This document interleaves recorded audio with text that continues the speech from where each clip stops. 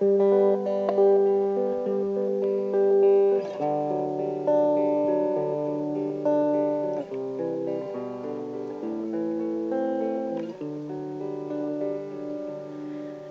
have to learn to let you go.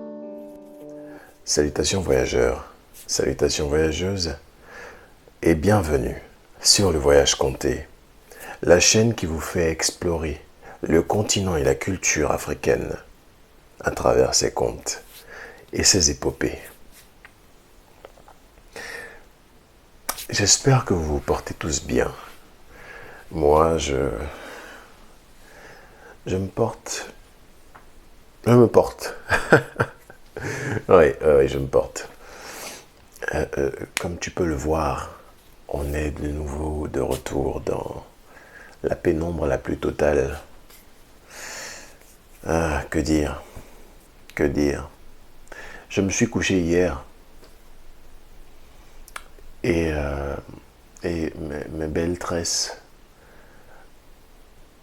ont disparu. Regarde, tu vois. Je ne sais pas. Je ne sais pas ce qui s'est passé. Donc si tu peux m'aider à comprendre, je te serai gré. Bon, plus sérieusement, aujourd'hui est un bon jour parce que j'ai reçu de nouveaux ouvrages. Je ne vais pas te mentir, voyageurs et voyageuses, j'avais envie de faire deux histoires. J'avais vraiment envie de le faire. Mais ce que j'ai demandé, tu n'as pas su me le donner. Tu n'as pas su me motiver sur mes réseaux. Tu n'es pas venu me slide dans DM pour me dire « Ouais, il faut que tu me donnes deux histoires et tout ça. » Bon, du coup, aujourd'hui, tu n'en auras qu'une. Hein. Vu que c'est ce que tu as demandé, c'est ce que je te donne. Et on verra pour les prochaines fois. Je sais que déjà, samedi prochain, je sais quel type d'histoire je vais te raconter. Et je sais quel type de format, sous quel type de format je pourrais te le raconter. Donc, j'espère que le format de samedi prochain va te plaire. Je serai moins assis, vraisemblablement. Donc, on verra. On verra. Bon. Tout cela étant mis de côté, aujourd'hui, on sort du Bénin. Enfin. Enfin. Aujourd'hui, on va du côté du Cameroun. On va explorer les contes du pays. Et si tu veux, parce qu'il y a beaucoup de personnes qui me le demandent, je vais te mettre en description le lien vers directement le livre que je lis et tu pourras constater par toi-même ce que tu veux en faire. Donc, avant qu'on ne commence la lecture, peu importe ce que tu es en train de faire actuellement, fais pause, mets un like et partage la vidéo. J'ai envie de commencer à faire gagner les livres que je lis. Du coup, le livre que je lis, j'ai envie de commencer à les faire gagner. Une fois que je les aurai finis, je laisserai une histoire dedans. Comme ça, la personne qui gagnera le livre aura une histoire que je n'aurais pas racontée à découvrir par lui-même. Ou par elle-même, pardon, par elle-même. Et voilà. Donc, avant de faire ça, par contre, il faut qu'on soit à 1000 abonnés. Hein, il faut qu'on soit à 1000 abonnés. Et à partir des 1000 abonnés, eh bien, je vais commencer à chaque fois que je finis, ou qu'il me reste très peu d'histoire dans un livre, eh bien, on va organiser quelque chose. Et l'une des personnes qui me regardent constamment va pouvoir gagner ce livre. Si tu veux, voyageur ou voyageuse, je vais griffer quelque part le voyage compté dedans. et tu recevras un livre avec une empreinte du voyage compté. Du coup, ce sera le livre que j'utilise. Donc, le reste est entre tes mains. Si tu veux que ces donations et ces gains aient lieu, 1000 abonnés au moins. Et après, bon, on verra. Autrement, comme je t'ai dit, aujourd'hui, nous allons du côté du Cameroun.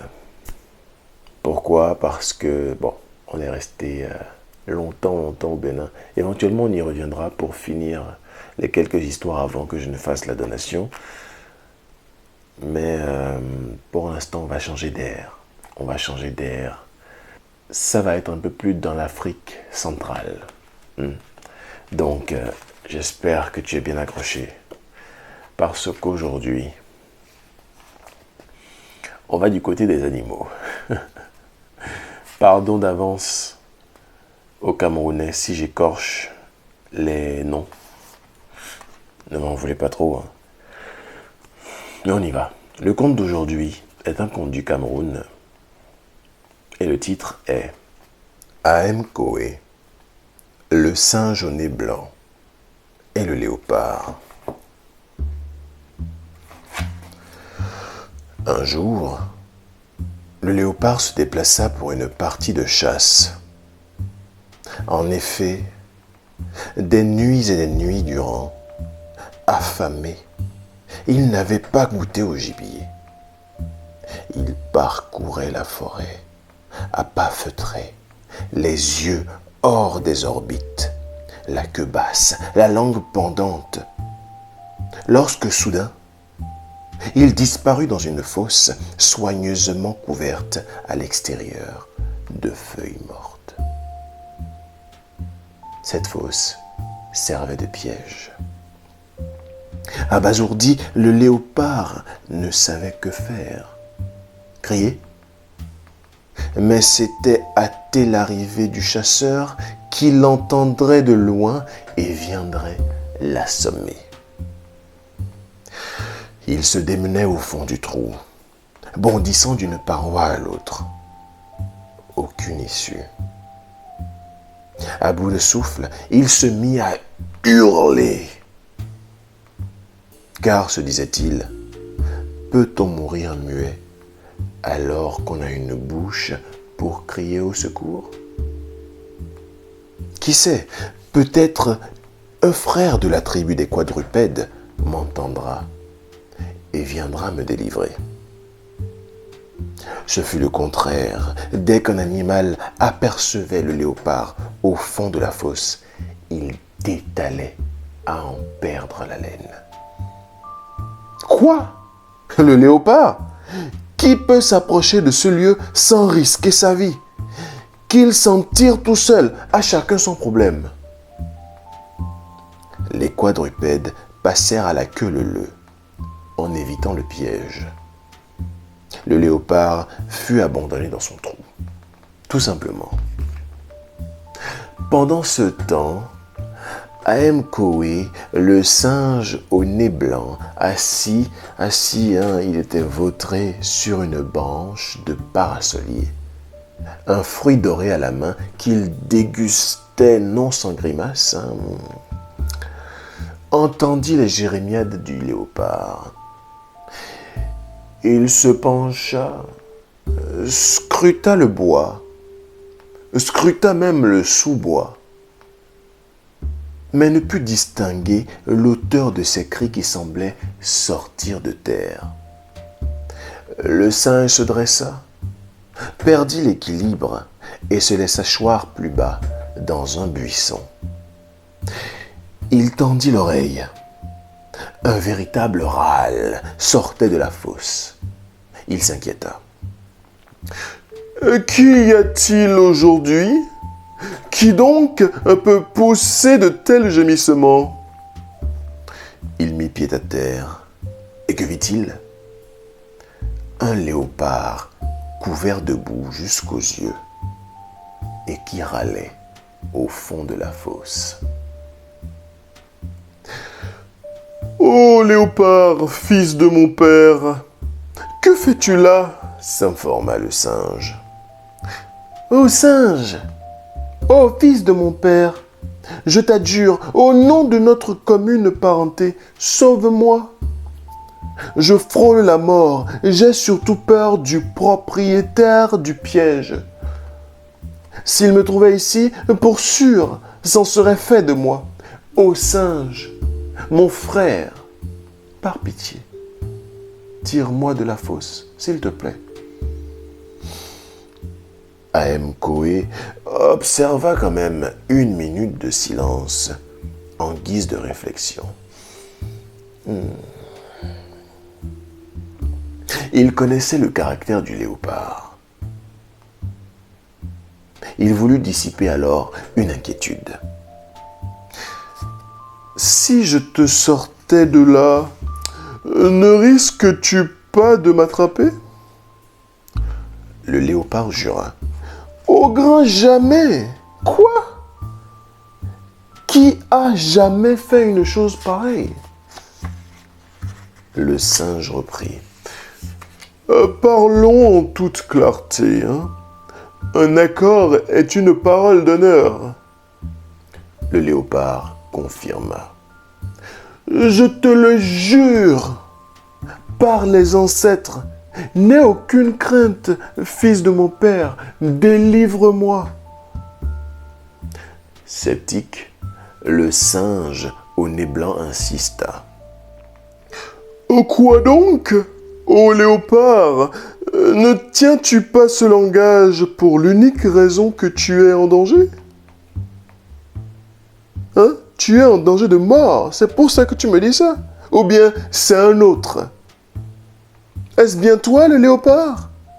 Tous les animaux connaissent ton caractère. As-tu jamais épargné la vie à un animal? Le léopard jura 100 et 100 fois qu'il changerait de caractère. A.M. Coé invoqua la sagesse traditionnelle. Nos ancêtres ont dit que la mort peut facilement se communiquer. Hein? Ils ajoutaient qu'on peut toujours soigner une maladie, mais non le caractère, car celui-ci ne quitte jamais son siège. Le léopard ne retint plus ses larmes. Il suppliait. Singe au nez blanc, fils de mon père, essaye de me sortir de ce trou. Et je te le jure, vraiment. Le clan des singes et le clan des léopards concluront une alliance pour toute la vie. Le singe céda. Oh léopard, calme-toi. Voilà le serment. On verra. Là-dessus, il coupa un long bâton qu'il posa en travers de la fosse. Il s'y assit, laissant pendre sa queue jusqu'à la portée du léopard. Celui-ci s'en saisit, et en un clin d'œil, il était là-haut. Le singe reprenait encore son souffle et s'apprêtait à demander au léopard depuis combien de temps il se trouvait dans le trou, lorsqu'il constata un brusque changement dans l'attitude du léopard qui le dévorait maintenant littéralement des yeux. Le singe frémit en lui-même. Il tremblait de tous ses membres. Et timidement, il bégaya ces quelques mots.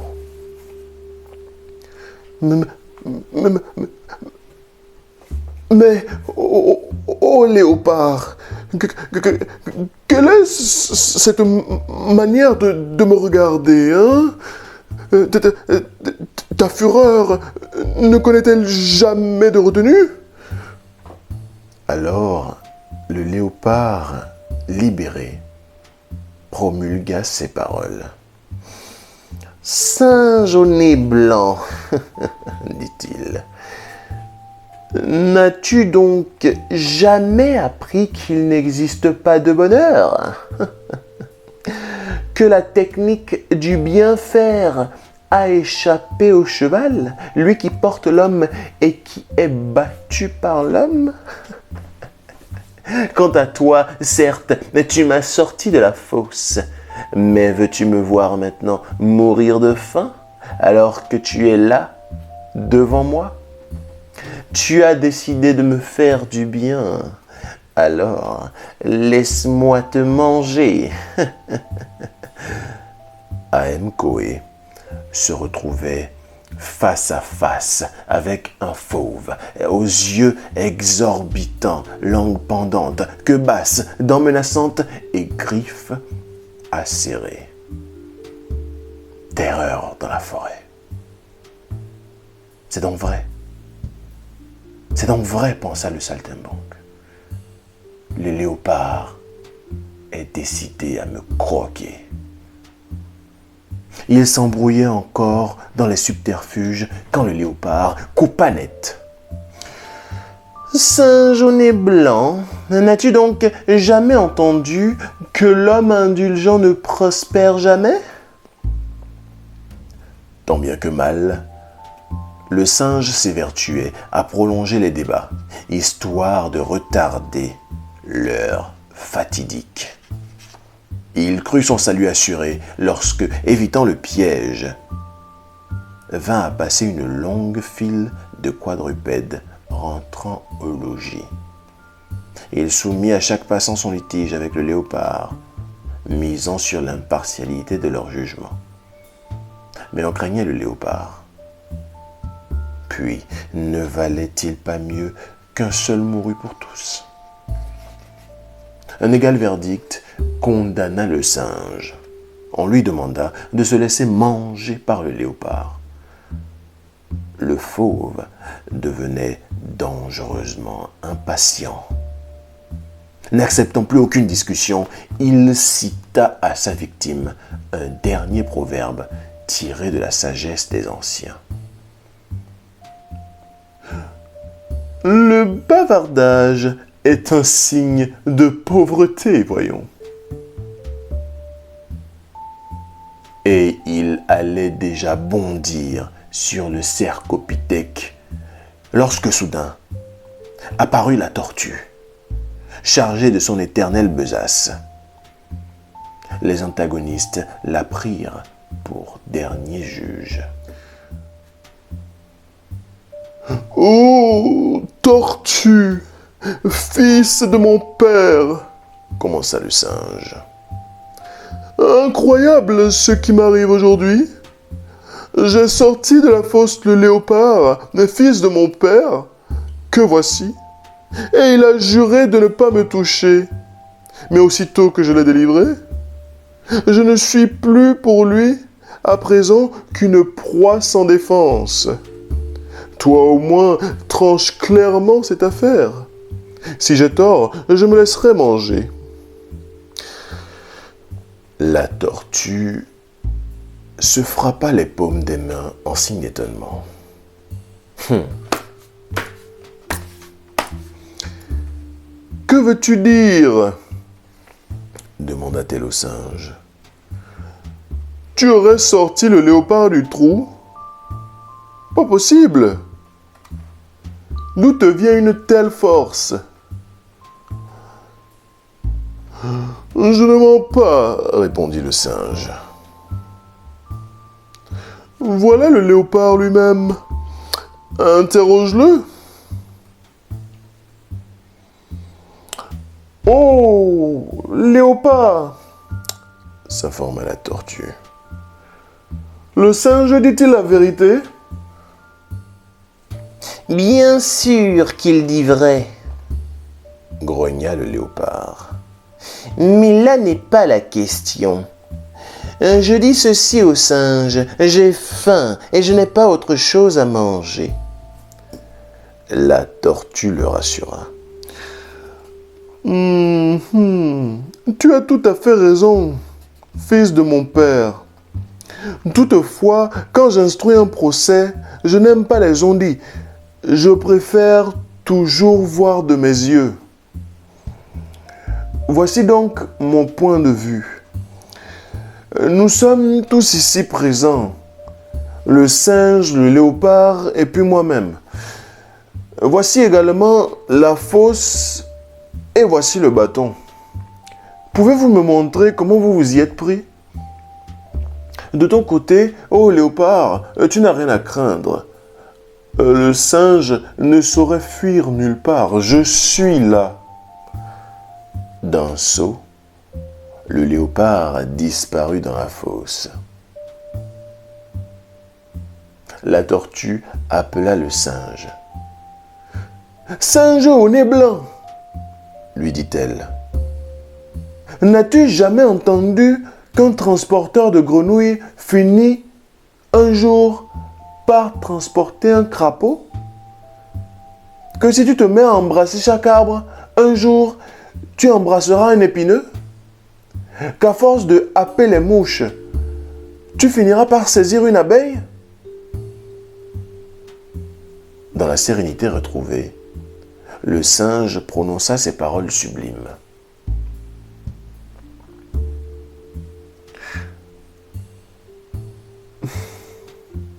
Le léopard est identique au léopard. Aemkoé s'appelle Aemkoé. Jamais je ne regretterai d'avoir fait du bien à quelqu'un. La tortue se retourna vers le léopard, à moitié assommé au fond de la fosse. « Restez en paix, fils de mon père. Retiens du moins ceci pour de bon. C'est par son caractère qu'on est sauvé, et c'est aussi par son caractère qu'on est perdu. »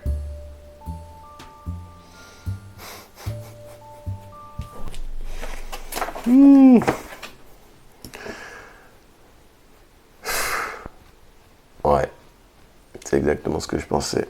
Il se ressemble beaucoup trop avec le dernier conte. Waouh, que faire?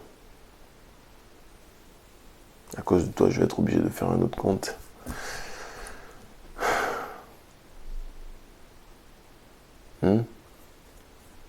Qu'est-ce que je dois faire?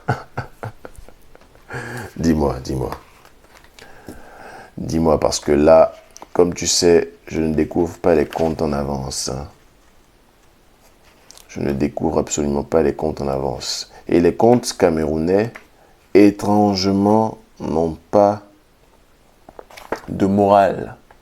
C'est le seul, j'ai feuilleté un peu, c'est le seul qui avait une certaine morale. Donc, je ne sais pas. Je ne sais absolument pas.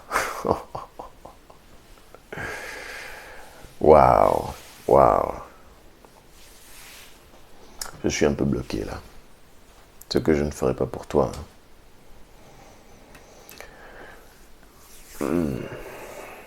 Bon, je vais réfléchir par moi-même. Mais voilà. Voilà le conte du jour. Peut-être que tout à l'heure, il y en aura un second. On ne sait pas. On ne sait pas. Mais, une chose est sûre. C'est que celui-là ressemble étrangement au conte, au dernier conte. Je ne sais pas quel est l'esprit qu'il y a. On pourrait éventuellement discuter de la morale, le caractère. Je pourrais l'adapter. Mais il se ressemble trop. Ah, vraiment. Si tu as des idées, si tu penses que je devrais garder ce conte, dis-le-moi en description. J'aurai jusqu'à 15h. À 15h, si j'ai pas d'idée, eh bien je pense que je vais mettre un autre petit conte, mais très petit. On verra. Je compte sur toi. Commente, like, partage.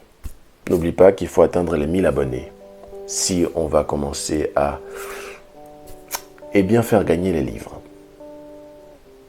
Donc, chers voyageurs, nous voici à la fin de cette excursion. J'espère que tu t'es bien amusé, même si le conte est quand même assez similaire. J'espère que J'espère que tu as aimé.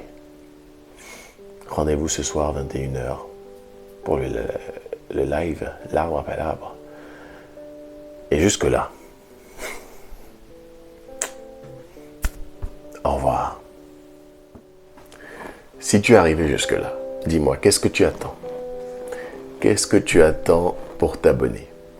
Qu'est-ce que tu attends pour liker et pour partager la vidéo? N'hésite pas à faire tout ça et n'oublie pas d'activer la cloche de notification pour recevoir tous les nouveaux contes dès qu'ils sont sortis. Rejoins le voyage, abonne-toi. Au revoir.